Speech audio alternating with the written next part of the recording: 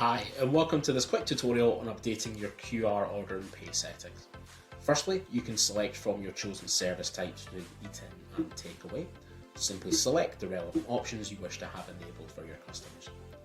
Next, you can specify your opening hours using the From and To Time drop-downs. If you have split service and wish to offer multiple different sets of ordering hours, you can select the Add More Timings option to add an additional drop-down.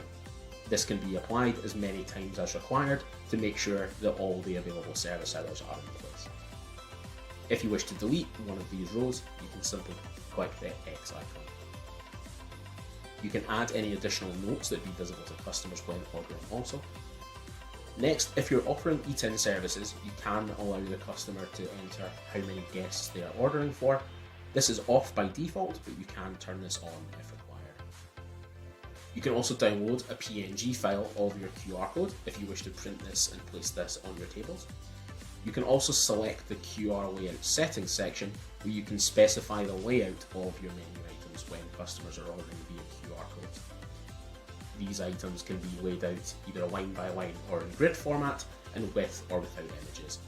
Just select your chosen option and then press Save to return to the previous screen. Once you've customized your full settings, simply click Save to update your QR order and pay settings. Thanks for watching.